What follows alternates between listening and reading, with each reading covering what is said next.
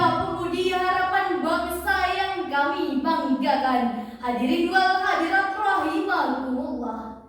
Negara Kesatuan Republik Indonesia merupakan negara yang subur, negara yang tingkat keberagamannya tidak diragukan lagi, terdiri dari berbagai macam suku, bangsa dan bahasa, yaitu 17.540 dengan 1.211 bahasa daerah, 300 etnis dan 1.340 suku yang berbeda-beda.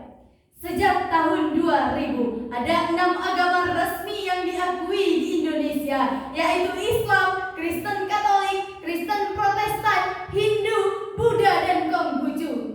Sejak tahun 2012, terus dilakukan pemekaran wilayah, hingga pada saat ini Indonesia memiliki 38 provinsi. Dan pada tahun 2024 nanti akan diselenggarakan pesta rakyat yang diikuti oleh 18 partai politik yang bersaing merebut hati rakyat agar simpati dengan berbagai cara dan teknik. Ada yang menggunakan cara yang baik-baik, ada yang menggunakan cara trik and trick, bahkan ada yang menggunakan cara yang jelek, picik dan licik. Tak peduli, yang penting rakyat tertarik, terutama dari kalangan mong cilik. Lantas hadirin, bagaimanakah cara mengantisipasi agar hal tersebut tidak terjadi? Oleh sebab itu, pada kesempatan kali ini, izinkan kami untuk mencoba menjawab sekaligus menyampaikan sebuah syarahan dengan judul Merawat Keragaman dan Persatuan NKRI. Dengan landasan awal akan kami kumandangkan ayat suci Al-Quran dalam surah Al-Hujurat ayat 13 berikut ini.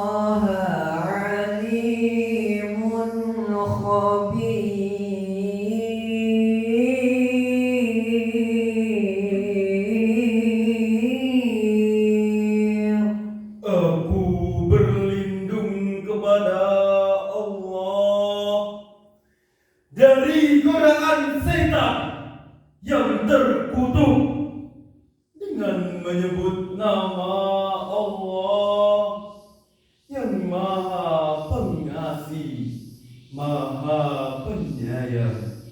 Wahai manusia, sungguh kami telah menciptakan kamu dari seorang laki-laki dan seorang perempuan. Kemudian kami menjadikan kamu berbangsa-bangsa dan bersuku-suku agar kamu saling mengenal. Sesungguhnya yang paling mulia di antara kamu di sisi Allah ialah orang yang paling bertakwa. Sungguh Allah Maha mengetahui lagi Maha teliti. Hadirin wal hadirat rahimakumullah. Menurut kajian ilmu balaghah, firman Allah tadi termasuk dalam khabar dengan esensi sebuah informasi ilahi bahwa Allah telah menciptakan manusia beraneka ragam. Hal tersebut sejalan dan sejalin dengan kontekstualisasi ayat sebagaimana yang disampaikan oleh Syekh Az-Zuhri yang bersumber dari Ibnu Nuzir, Ibnu Abi Hakim dan Baihaqi yang dinukil dari kitab Ad-Dalail bahwa secara tekstual ayat tersebut diturunkan sebagai teguran kepada Bani Baidah ketika Rasulullah memerintahkan kepada Bani Baidah untuk memohon ampun atas mereka dengan cara menikahkan putri-putri mereka dengan budak-budak mereka. Lantas dengan sinis mereka berkata, pantaskah putri-putri kami dinikahkan dengan budak-budak kami?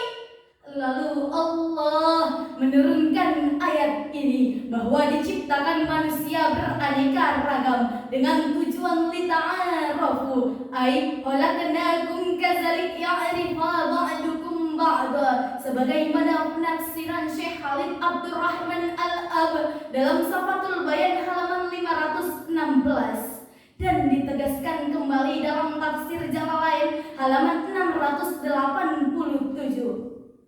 Meskipun secara tekstual ayat tersebut ditujukan kepada Bani Baidah, namun secara kontekstual ayat tersebut dapat dijadikan sebagai landasan etis sosiologis untuk membangun persatuan di tengah-tengah perbedaan suku, bangsa, dan etnis, termasuk dalam konteks merawat keutuhan NKRI.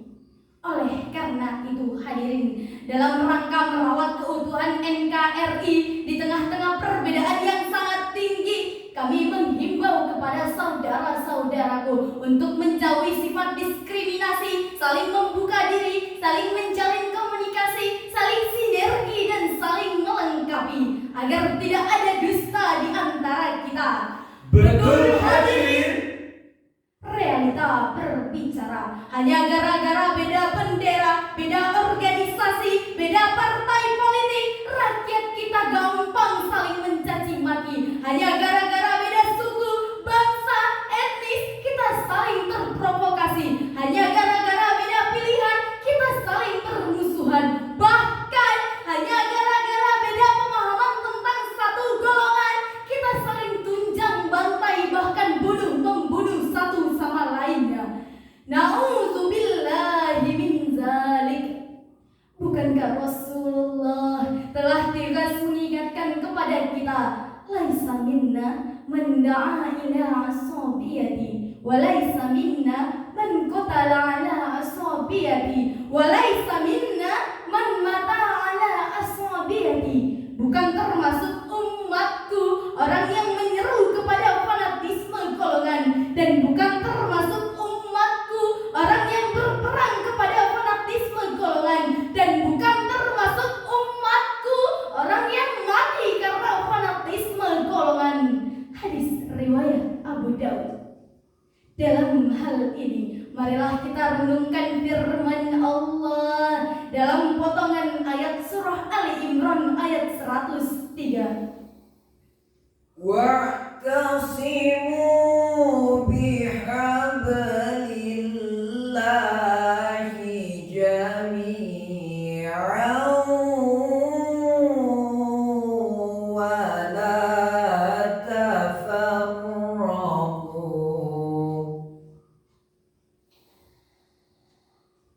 واعتصموا بحبل الله جميعا ولا تفرقوا.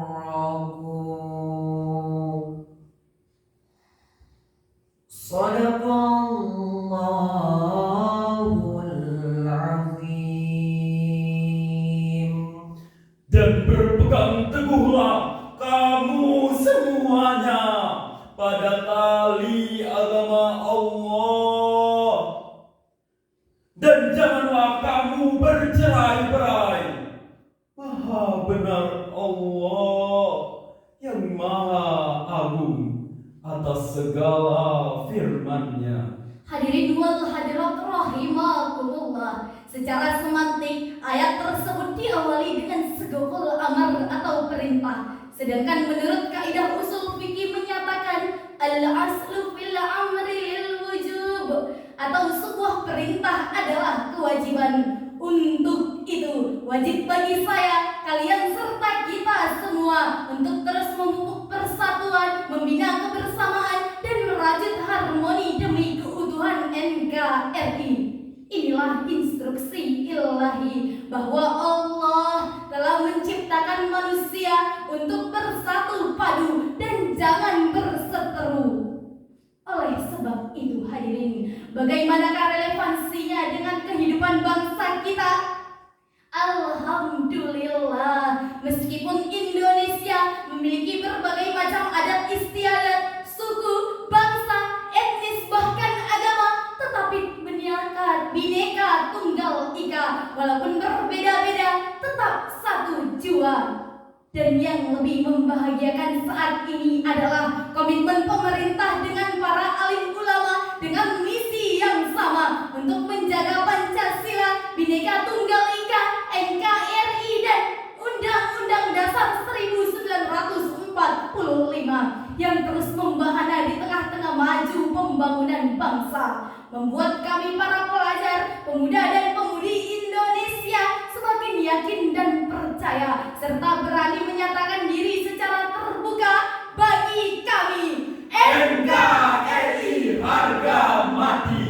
Uraian demi uraian telah disampaikan, maka dapat ditarik sebuah kesimpulan bahwa keberagaman dan perbedaan yang dimiliki Indonesia merupakan fitrah sekaligus rahmat dari Allah. Maka kita nikmati, syukuri, dan jalani dengan sedikit membuka diri, saling menjalin komunikasi, saling silaturahmi. Inilah bukti bahwa kita merawat NKRI sepenuh hati agar Allah selalu memberkahi. Walaupun banyak pemuda, Hanya satu yang di hati. Walaupun kita berbeda, NKRI harga mati. demikianlah syarahan yang dapat kami sampaikan. Lebih dan kurang mohon dimaafkan kepada Allah. Kami memohon ampunan. Wabillahi taufik wal hidayah.